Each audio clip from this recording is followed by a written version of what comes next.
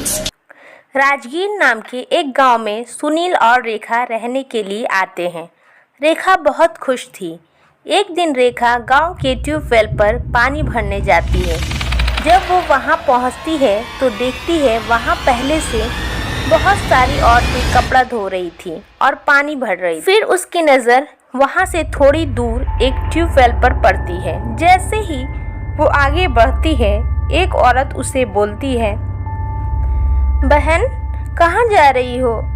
दीदी, यहाँ ट्यूबवेल पर तो बहुत भीड़ है, इसलिए मैंने सोचा मैं उस ट्यूबवेल पर जाकर पानी भर लूँ।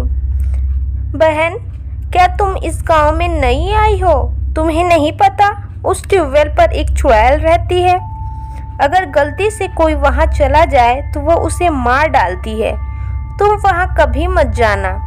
इतना कहकर वो वहाँ से चली जाती है।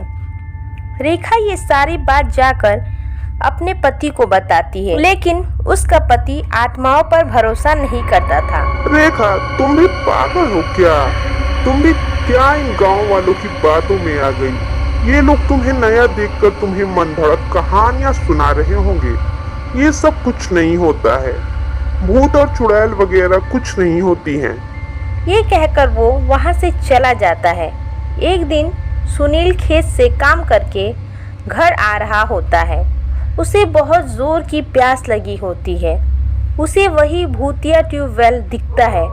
वो आगे बढ़कर उस ट्यूबवेल के पास जाता है, लेकिन जैसे ही वो पानी पीने जाता है, वो चुड़ैल बाहर आ जाती है।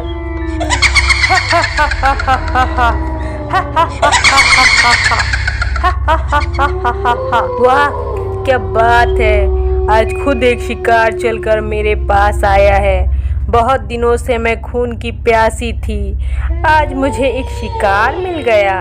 इतना कहकर वो सुनील को अपनी शक्तियों से मार डालती है।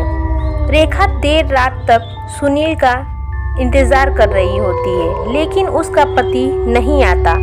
फिर वो एक बाबा के पास जाती है। बाबा, देखिए ना, मेरे पति कहाँ चले गए हैं। मैं इस गांव में भी नहीं हूँ। मैं किससे मदद मांगूँ, कहाँ जाऊँ? आप ही अपनी शक्तियों से पता करके बता दीजिए कि मेरे पति कहाँ चले गए हैं।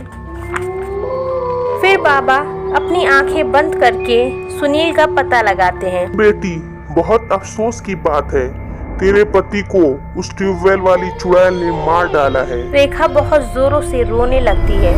उस चुड़ैल ने मेरे पति को मार डाला। बाबा, आप कोई उपाय बताइए जिससे वो चुड़ैल किसी और को ना मार सके। मैं तो अपने पति को नहीं बचा पाई, लेकिन मैं अब किसी और को नहीं मरने दूंगी। बाबा उसे एक पवित्र फूल देते हैं और कहते हैं, तुम उसे ट्यूबवेल में डाल देना, वो चुड़ैल भस्म हो जाएगी। रेखा वहां पहुंचती है। चुड़ैल रेखा को देखकर बाहर आ जाती है। अब तू भी मेरा शिकार बनने आ गई। अच्छा है, एक ही दिन में मुझे 2 शिकार मिल गए। मैं यहाँ तेरा शिकार बनने नहीं आई हूँ, बल्कि तुझे भस्म करने आई हूँ। आज तू भी देखेगी एक नारी क्या क्या कर सकती है। इतना कहकर वो फूल वो उस ट्यूबवेल में डाल देती है। वो चुड़ैल तड़पने लगती है और भस्म हो जाती है। गांव वालों को इस चुड़ैल से हमेशा के लिए छुटकारा मिल जाता है। फिर वो लोग उस ट्यूबवेल पर जाने लगते हैं।